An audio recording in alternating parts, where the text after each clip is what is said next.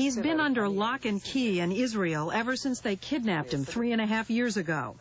Tonight, this Muslim holy man tells us and his people that the time has come to free the last Israeli hostage so they can both go home. I'm against the idea of taking hostages. Any given religion, be it Islam, Judaism, or what have you, would definitely rule against it. Everyone should definitely be sent back to be reunited with his family.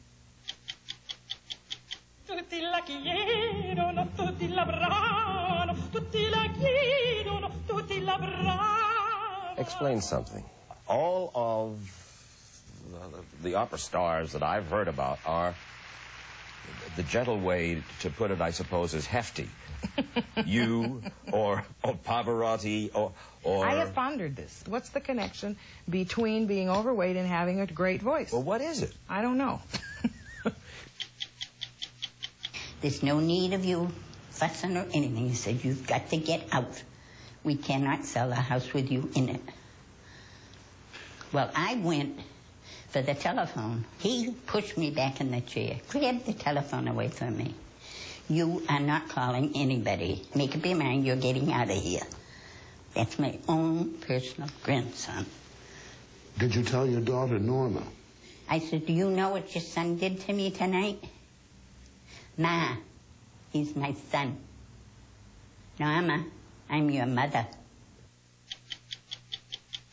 I'm Mike Wallace. I'm Willie Safer. I'm Ed Bradley. I'm Steve Croft. I'm Leslie Stahl. Those stories and Andy Rooney tonight on 60 Minutes.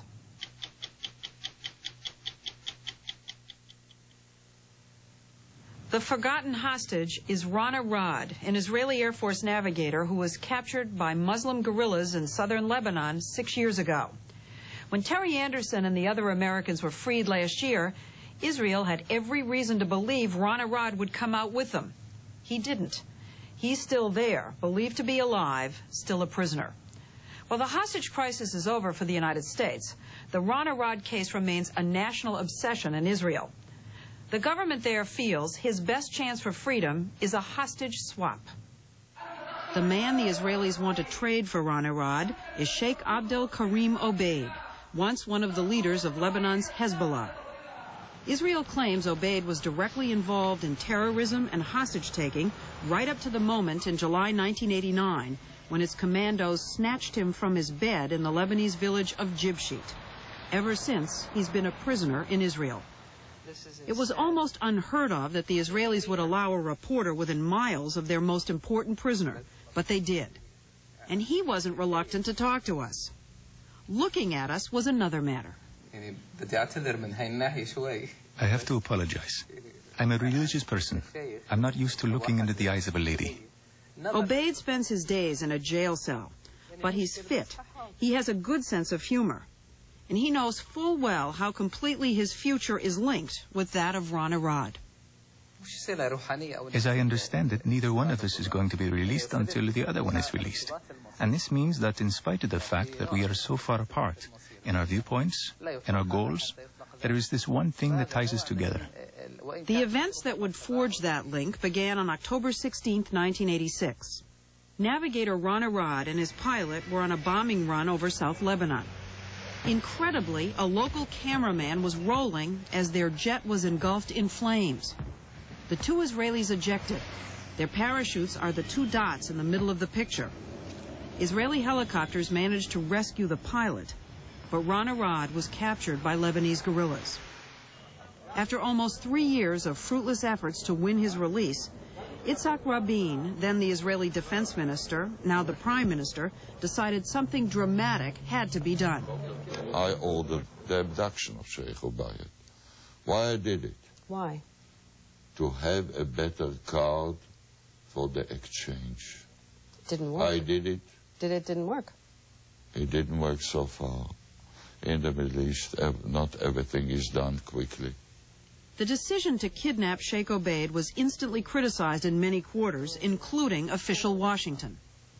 Now, what do you say to your critics who say now you're guilty of doing what Hezbollah does? You take hostages. I have to give an answer to the people of Israel, to the soldiers that I might order to carry out military missions, that they can be taken by enemy, by terror organizations, and I have to use all the means that I consider to be helpful, or hopefully helpful, to bring them back. You were part of an organization that took hostages and kept Western hostages for years and years and years. And I'm trying to find out if you've changed your mind since you've been a prisoner here about this whole concept of taking people and holding them. I made it clear that I'm against the idea of taking hostages.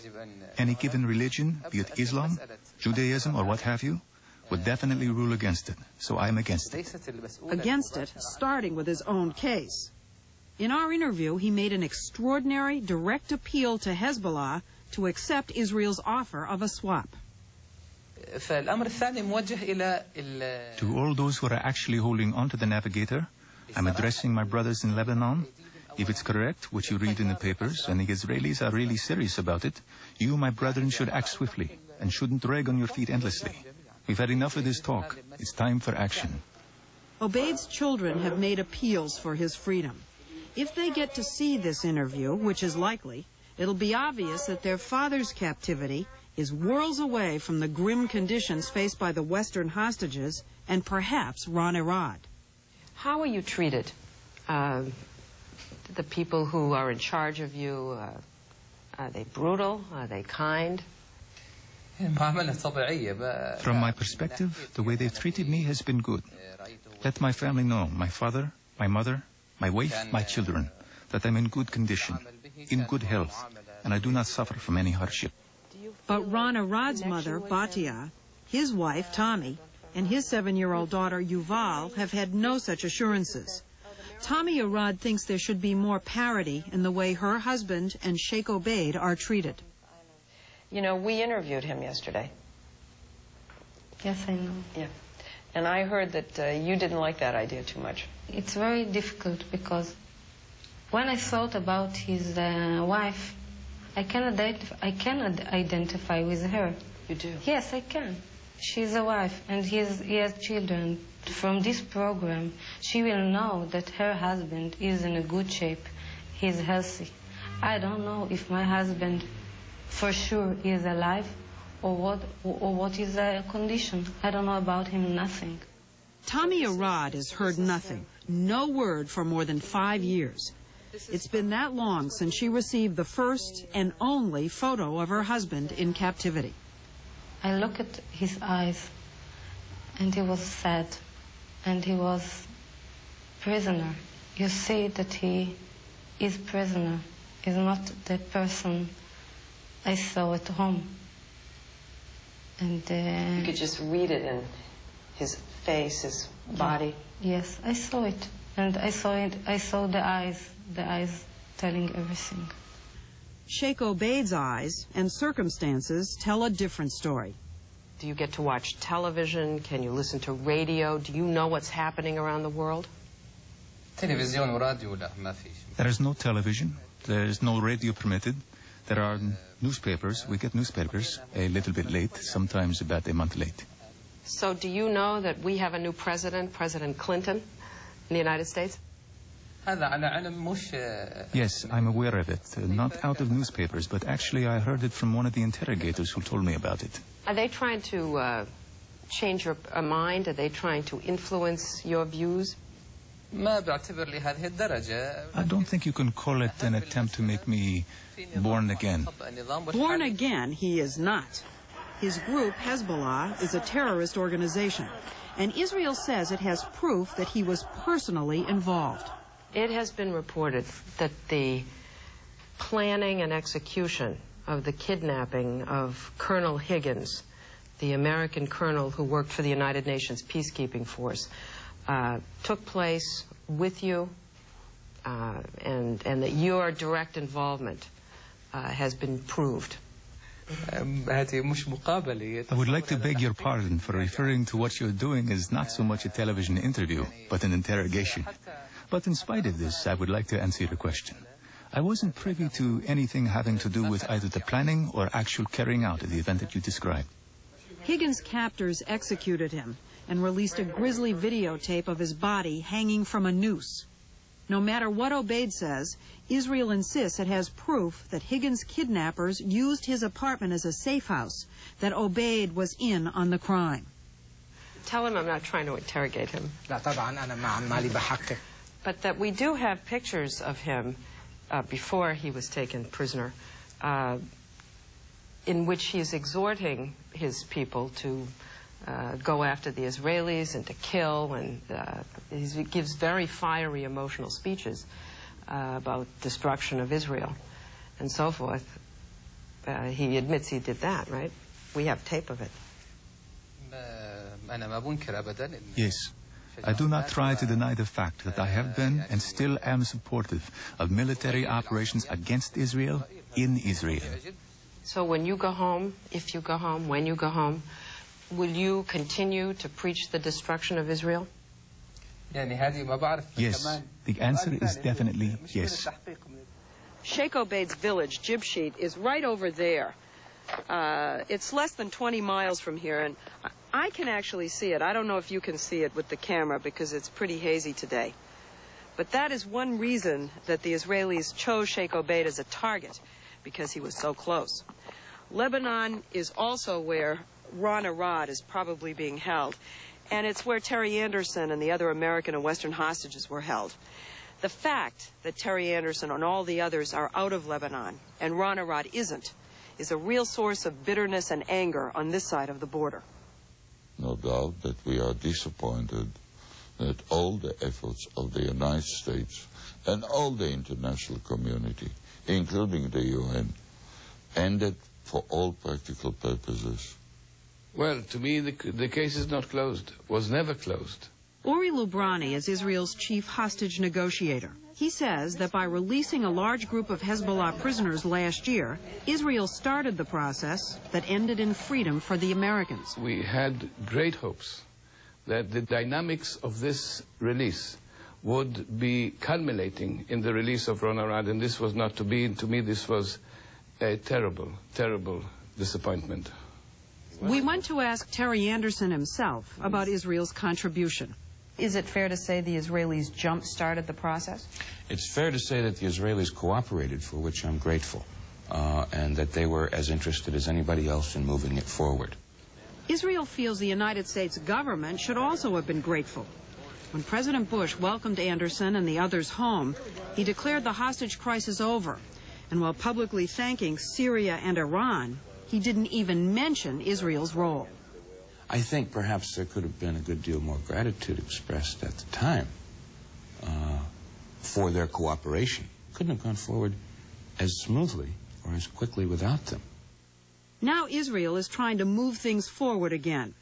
It has made it known that if Ron Arad and the bodies of several other missing Israeli soldiers are returned, it is willing to release not just the Sheikh, but also about 250 other Lebanese prisoners. Everyone agrees Iran is the key to making that deal happen. Israel wants the U.S. to pressure Tehran, and astonishingly, so does Sheikh Obaid. He's now asking for help from the United States, the country he called the Great Satan. To all those lofty-speaking states in the West, and particularly America, it's been almost a year since the last hostage was released, and I don't hear about any efforts to go along this road. I'm not saying, please do me a favor. This is their historical duty to act upon it. There is a tragic irony in this case that has not been made public until now. For 6 years, it's been reported that Ron Arad's jet was shot down by guerrillas. His plane was damaged by a bomb of our own. It was by your own bomb? Yeah. What happened? The bomb that was dropped, there was something wrong with the detonator, and it exploded near the plane. Even if it started with a freak accident, even if Sheikh Obaid is a terrorist as well as a holy man, even if Ron Arad is a prisoner of war rather than a hostage, almost everyone agrees the whole affair has gone on too long. The time has arrived. Let's put an end on both sides. Ron Arad has been held too long. Sheikh Obeid has been held too long. Sure, the war between Hezbollah and Israel continues. But neither side is getting anything out of these prisoners. Neither side is getting anything out of this stalemate. It's not changing the course of the war, and it's not going to change the course of the war. So it's time to let them all go home. I want him to know that we, all the family, love him so much, and we will not give up till we see him. And we are here waiting for him and doing everything we can to see him back. Everyone should definitely be sent back to be reunited with his family.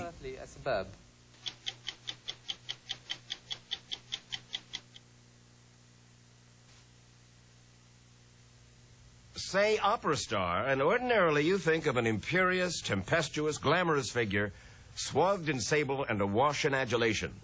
The down-home diva is none of the above, except the last. She has been awash in adulation for at least a quarter century. The force of nature, she's been called, the finest opera singer of the generation. But beyond that, we found mezzo-soprano Marilyn Horne, her friends call her Jackie, a woman not unlike your friendly neighbor in the suburbs. Diva. Diva's such a glamorous word, such a well, this is starstruck. You know, there's very little glamour attached to it. That's hard work and sweat. I know.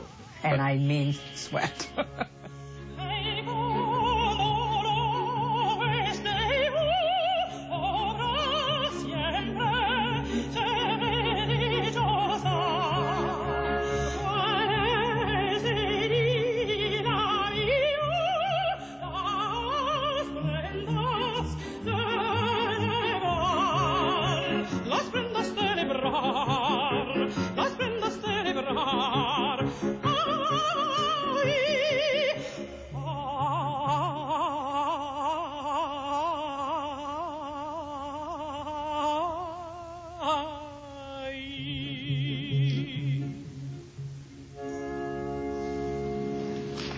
At 58, Marilyn Horne is a true bel canto, at the peak of a career that spans continents and cultures.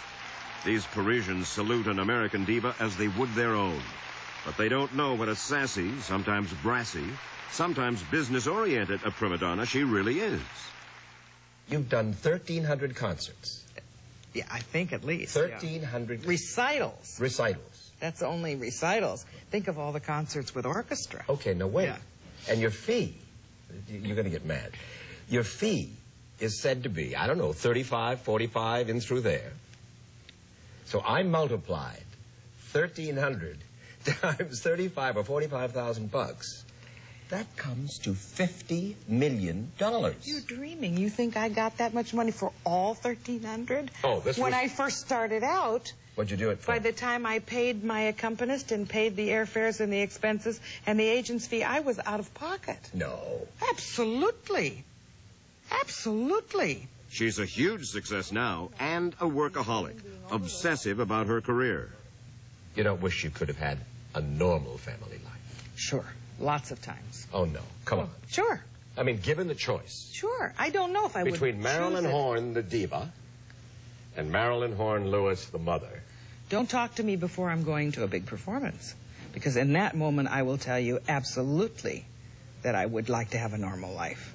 But I'm not unusual. Well, wait, why? Because we're scared. We're nervous. I'm nervous. I don't want to go there and make a fool out of myself. I'm nervous that I can't do it tonight.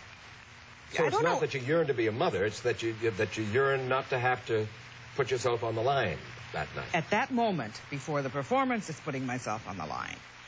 Tutti la chiedono, tutti l'avranno, tutti la chiedono, tutti l'avranno. You've said, I'm a single woman, alone out there. Jackie, give me a break. Did I say that? Yes, you did. Well, I mean, you have agents here and abroad, a personal assistant full-time, press aides, costume and fashion designer, hair and makeup stylist. Yeah. I'm a poor single woman, alone out there. I can't say that in the tone that you're using. I can only say it that there are times when I feel very much alone. Yeah. But I do loneliness, loneliness on the road. I can see it. Of course. The road is the absolute worst. Hotel after hotel. Right, and airplane after airplane. Lousy food after lousy food, and just, the whole thing. Traveling is no joke anymore. We've got to get it cooled off in here, or I'm going to faint. I can't find the closet. This place is so fancy. I am told that you spend, particularly on the road, an immense amount of time in bed. Yeah, if I have to perform, like every other night, then, boy, I'm getting plenty of rest in between. You're in bed, you read, you sew, watch TV, you watch television, I listen to the radio, you have your meals set up, yeah, and go from city to city. Mainly that is to keep from talking. Except that you get on the telephone, I'm told, with friends until 5 o'clock in the morning. But that's after the performance is over. That's when I can't sleep. Explain something. All of the opera stars that I've heard about are, the gentle way to put it, I suppose, is hefty. You, or Pavarotti, or... I have pondered this. What's the connection between being overweight and having a great voice? Well, what is it? I don't know. Is it easier to produce this sound if you are... You feel a certain cushion that is nice. You feel a launching pad. Marilyn says that she struggled her entire life with her weight problem. It's like fighting an unending battle, she says. Sometimes you lose, sometimes you gain. In some other battles, word is she can be formidable. No. I had no idea that this sweet Shirley Temple of the Appalachian Plateau had a temper. I guess so. I don't know. Last night something happened. A couple of things did not work in one scene that I have been saying to the stage director all along. I don't feel comfortable doing this, and I don't feel comfortable doing that. It's not working. I came off the stage. I said, all right, he could take his effing hat, and he could take his effing money, and I told him it didn't work. And then my costumer dresser looked at me. She said, I've never heard you swear like that. I said, you've never heard me swear?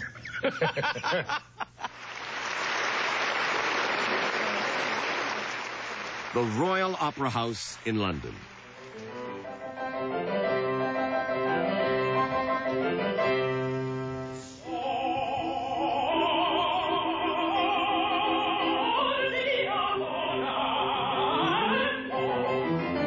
From London, we go way back to Bradford, Pennsylvania. This precocious daughter of modest middle America worked her way up the hard way. Her father, a tax assessor and semi-professional tenor, was her first teacher. Later, as a student in California, she made records mimicking singing stars and dubbing the voices of Hollywood's greats. You dubbed Dorothy Dandridge's voice on Carmen Jones because you say... Because the role of Carmen was actually literally taken over into Carmen Jones, so that meant that the whole range is exactly the same and the notes are the same. And Dandridge didn't have that range? No, she was a pop singer, so she didn't have the range for it. Love's a baby that grows up wild. The picture is Dorothy Dandridge. The voice is Marilyn Horne. Love ain't nobody's angel child, and he won't pay any mind to you. One man gives me a diamond stud, and I won't give him a cigarette. One man treats me like I was mud, and all I got that man can get. She says it was simply a way to make a dollar, that it had nothing to do with her eventual career. But she was wrong. For Henry Lewis was in the studio orchestra, and she married him. This was back in the 60s, and friends and family were stunned, certain she was endangering her future. That must have been difficult as the dickens. I mean, come on. Nice white girl from Bradford, Pennsylvania. Winding up with a black fella? It was difficult. I mean, your mother said, sleep with him, Marilyn, or sleep with him, Jackie, but don't marry him, right? Right. And also, she did not come to the wedding.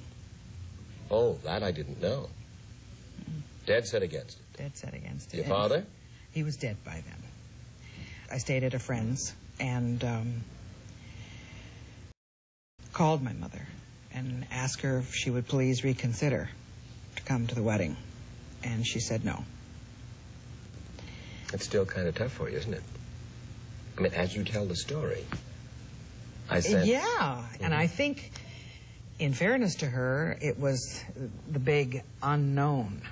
You know, what was going to happen? Is my life going to come crashing around my shoulders? People, I think in 1992, maybe don't realize that it was a lot different in 1960.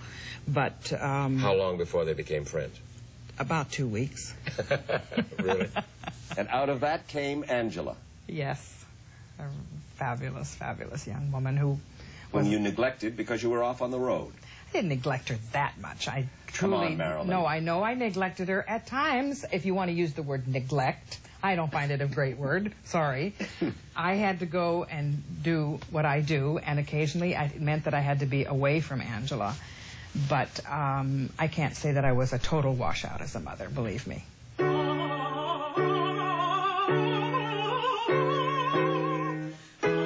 can do that. Angela, did she used to do that when you were growing up? Mm-hmm. Did it get to be a pain in the neck from time to time? It's loud. Backstage at the opera, ex-husband, conductor Henry Lewis, still a close friend and enthusiastic supporter. Is she as apparently regular a person? You mean like regular gal? That kind of regular? Yeah. Yes, she's the original of regular gal. Yeah. That's really true. That's not an act. That's not an act, because she can't help it either. What you see is what you get, because you expect diva, glamour, temper, temperamental. She seems on the face of it. That appears when it's needed. You an old-fashioned girl? Yes and no. I mean, how can you be my age and not have some old-fashioned girl in you? You're 58? Yes. You had to ask that, right? Absolutely. I know. How old are you? 74. Are you an old-fashioned boy? There are tag ends. See, yeah. There you got it. You have to, you can't be my generation that was caught right in the middle of the old-fashioned girl and the women's lib. You cannot be. You got to be sort of a little of each. Right. One of the things I think that's great about moving on in years is you can diversify and you do get some knowledge that you can teach, and I really like teaching. I really do. El meschino calunniato. He's that kind of a person, you know?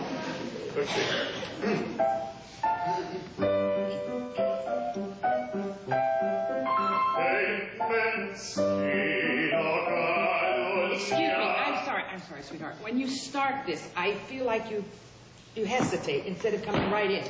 You know, it's like you are just this fraction of a second behind the beat. El meschino calunniato, avvilito, calpestato, sotto il pubblico, flagello, bello, alzo,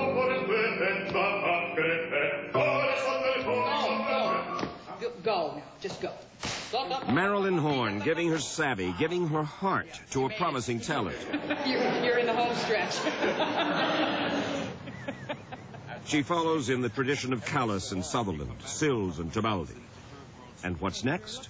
More honors, surely, more adulation, more accomplishment. Boy, this is where it's at. Any regrets? Yeah.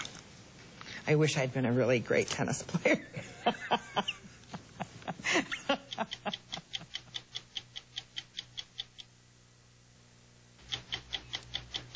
60 Minutes, a CBS News weekly magazine, will continue.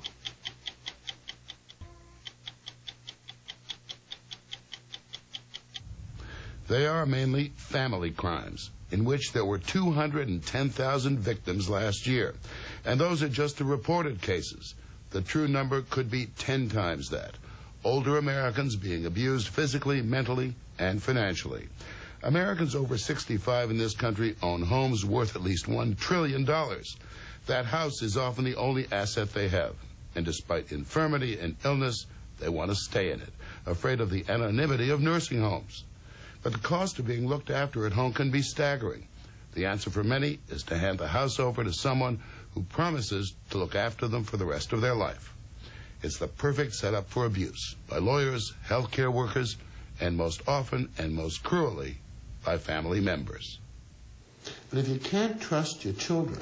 Who are you going to trust if you can't trust your own? For 41 years, Eleanor Pelletier lived in this house in Salem, Massachusetts.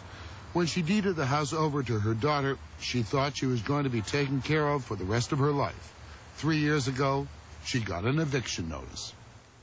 They got, I think, $166,000 for the house. Did you see a penny of that? Not 1 cent. Not 1 cent. Jane Rood gave her house away, too. She was 90 when she turned her home worth more than $250,000 over to a woman named Linda Douglas. In exchange, Douglas promised to look after her for the rest of her life. 9 months later, Jane Rood was found by her niece, Barbara Adams, nearly starved to death. Mistreating an old person is like killing and mistreating an innocent baby, withholding food from a baby, withholding food from an old person. How could anyone do it? That was one of the many questions we had for Linda Douglas. Linda? Yes, why? I'm more than safer. 60 minutes. Can we talk to you a minute about Jane Rood and the whole care program? Linda? No, please. Well, can we make an appointment to talk? I'll think about it. Linda Douglas was a substitute teacher. She also had a real estate license, and she worked as a home care provider, no license required. She was hired to help Mrs. Rood, who at 89 was living alone, and though bedridden and unable to function without help, was determined to not go to a nursing home. But her limited income was being eaten up by home care bills. Linda Douglas proposed a solution. She would look after Mrs. Rood for life in exchange for the old woman's house. Mrs. Rood is dead. Linda Douglas won't talk. But Eleanor Mirabito, Mrs. Rood's housekeeper of 20 years, was a witness to what happened. Was Linda proud of the fact that she was going to get the house? Mm-hmm. She was proud. She says, it's not turned to me right now, but she said it will. She says, I'm working on it. And she says, I'm going to get my own lawyer, because the one she's got, it's no good for me. Indeed, 3 lawyers rejected Linda Douglas's plan. They were concerned that she was unduly influencing Mrs. Rood. Finally, an attorney named Whittemore was contacted by Linda. He felt Mrs. Rood was competent, and representing her closed the deal in 24 hours. So Douglas got not only the house, but control of the Rood checkbook. In return, Douglas agreed to provide care for Rood round the clock until Rood either died or was hospitalized. Nowhere was there any protection for Mrs. Rood if Douglas failed to provide care. Within 6 months of making the deal, Linda Douglas arranged for Eleanor Mirabito to check in twice a day. She says, did you give her a liquid last night? I said, yeah. I said she was very thirsty. They could see the foam coming out of her mouth. She was dehydrated. So she says, you know, I don't want you to do that. Cold consomme soup, that's all. That's enough. She's an old person. She don't need to eat too much. Mirabito would sneak food in despite Douglas's written orders. Please use food very sparingly. Douglas isolated Rood. The phone was off the hook. Mrs. Rood was left alone for up to 6 hours a day in soiled bedclothes. In something of a panic, Eleanor brought her brother-in-law, Frank LeBlanc, to the house. He managed to reach Mrs. Rood's niece, Barbara Adams. Ms. Adams lives overseas, but was visiting her mother in Vermont. She rushed down, got a court order removing Douglas from the house, and went in accompanied by a police officer. Well, there's a note on the door saying, please do not disturb, Jane and I are sleeping. And the radio was blaring. And first we tiptoed to Linda's room to see if she was really there and sleeping, and she no sign of her anywhere there. According to the police officer, she couldn't have slept there for a week because her bedroom was so dusty and the clothes were dusty. And my aunt, he thought she was dead, but she really looked, just white as a sheet, sort of fast asleep and almost a coma. Was she dehydrated? She drank 5 glasses of water straight off. She couldn't sit up in bed. She couldn't reach anyone. The radio was blaring. Nobody could hear her. If she called, she cried. She didn't have enough voice to cry to make anyone hear. Anyway, there were no near neighbors. I mean, she was totally just thrown there, abandoned. The doctor who examined Ruth that day found her severely malnourished and dehydrated. Her pulse was almost non-existent. She had multiple bruises. 2 months later, she died. Last March, her estate filed a wrongful death suit against Linda Douglas, attorney Whittemer, and others. Whittemer refused to be interviewed for this story. Linda Douglas still owns the house. District Attorney Tom Riley's been investigating Douglas since last March. I think the focus of this particular case belongs on the actions of Linda Douglas, what she did, how she took Jane Root into her confidence, how Jane Root became totally dependent upon her, and how Linda Douglas neglected Jane Root and ultimately did not live up to her responsibilities. Whatever went on in this house, Linda Douglas will never be charged with criminal neglect.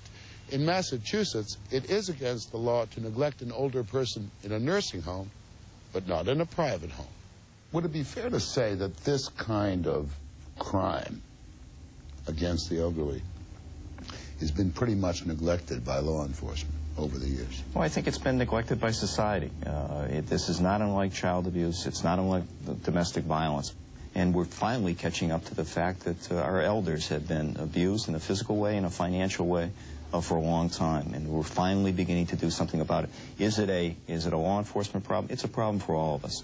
Number 16 on the list, Commonwealth versus Linda Douglas. Massachusetts authorities did bring the most serious criminal charges they could against Linda Douglas. They charged her with embezzlement as a result of her failure to live up to the contract. She was arraigned just before Thanksgiving. Your Honor, my plea is not guilty. Elder Abuse Hotline, this is Nancy. May I help you? What Massachusetts found when it started looking into abuse of the elderly is what most states find.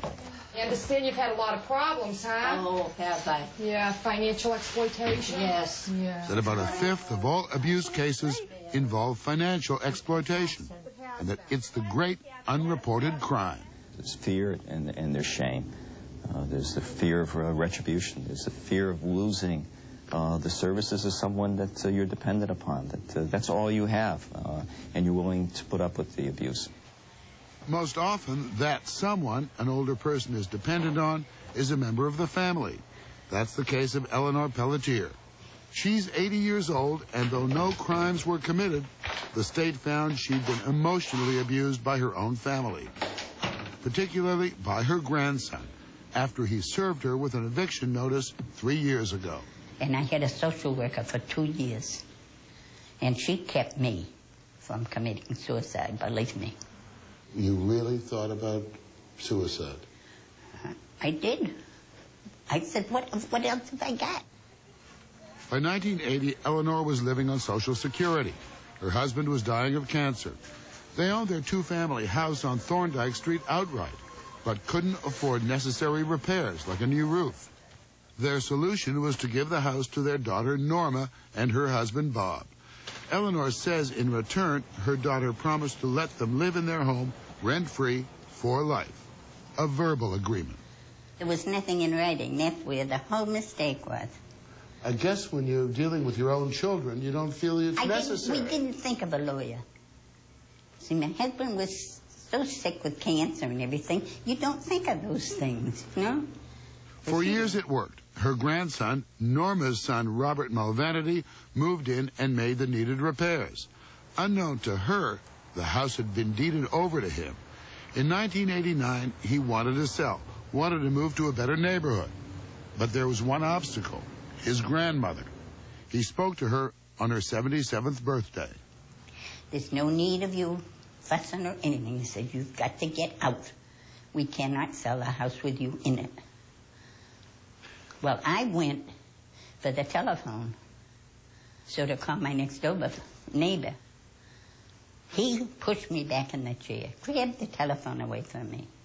You are not calling anybody. You're just getting out. Make up your mind, you're getting out of here. Your own flesh and blood? That's my own personal grandson. Did you tell your daughter, Norma? I said, do you know what your son did to me tonight? Ma, he's my son. Norma, I'm your mother. Those are the last 2 words I have ever spoken to my daughter. Really? And that's the last word she has ever said to me since I was 77 years old. Mrs. Pelletier refused to move. The house on Thorndike Street became a silent battleground. But what was it like living in this house with them? Hell. Plain hell. In what way? It was very upsetting in all ways. Because you couldn't see them, they wouldn't speak to you, you couldn't see the kids. Robert served his grandmother with an eviction notice, and for 6 months, she still refused to move. But the stress became too great. In February 1990, she moved to a state-subsidized apartment for the elderly. I've got my room fixed the way I want it, have everything the way I want it. Everybody is good to me. I get a good meal every night at 5 o'clock. Yeah. But in your heart, if you could turn the clock back... I wish I was here. Robert Mulvanity ultimately sold the house for $166,000 and moved to another suburb of Boston. Neither he nor his mother will talk to us or to Mrs. Pelletier. Is there anything your daughter could do right now that would make this whole thing disappear for you, at least emotionally? Well, now you'll laugh. I'm still giving her a Christmas gift, and I have every year. I give them the Reader's Digest as a Christmas gift, and I've given it to her every year just the same. I hear nothing from it. What does she give you? Didn't even recognize it until last year. Last year she sent one little note. Ma, thank you for the Reader's Digest. You shouldn't have done it. You need the money. That was it. That's all it was. She knows you need the money. She's got a conscience. It proves it. Eleanor still wants her day in court. So far, the courts have sided with her grandson because nothing was in writing. The case is on appeal. I want the satisfaction of making them uncomfortable. It's really important to you, isn't it? It is. They've put me through plenty for all these years. Why should they get off?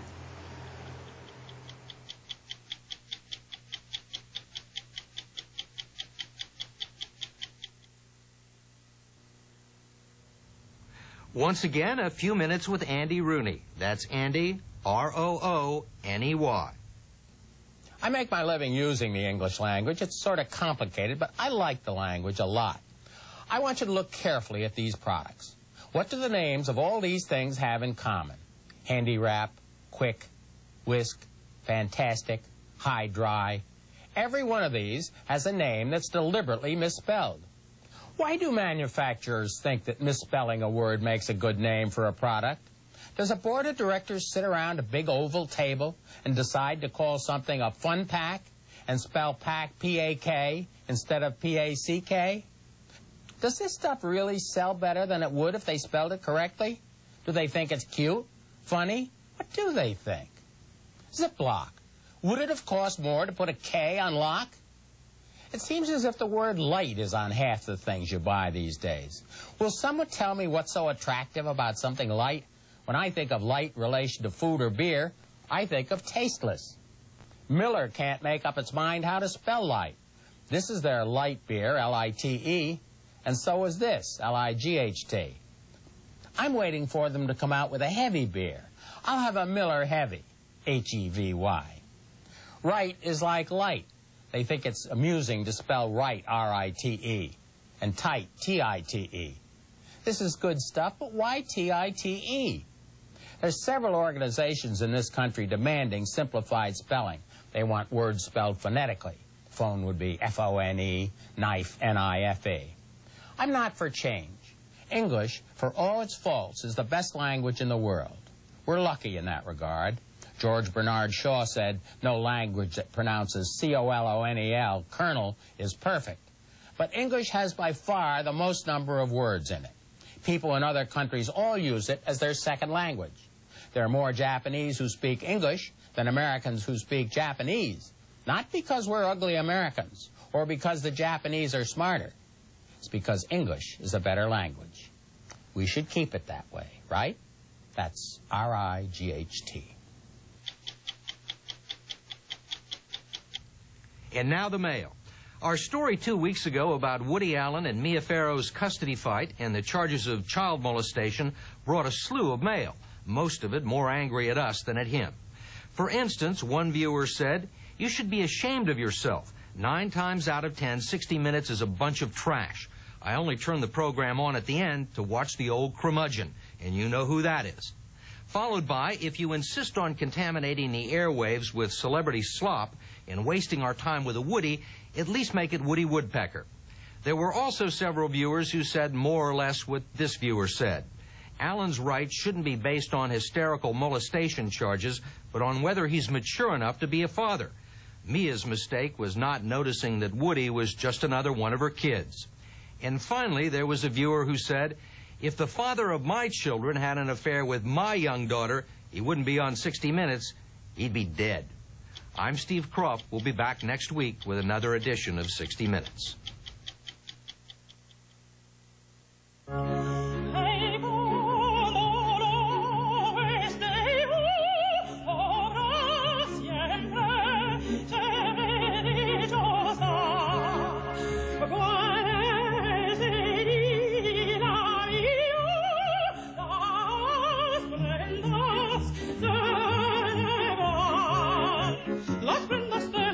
An escaped convict breaks into a lonely woman's home and steals her heart. Katharine Hepburn, in a rare television performance, stars with Ryan O'Neal in a Christmas story about life's most precious gift, The Man Upstairs, a world premiere movie 1 hour from now, following an all-new Murder, She Wrote, which is next. Any regrets? Yeah. I wish I'd been a really great tennis player. For a transcript of this program, send $5 to Burrell's Transcripts, Box 7, Livingston, New Jersey, 07039. And to purchase video cassettes of tonight's stories, call 1-800-848-3256.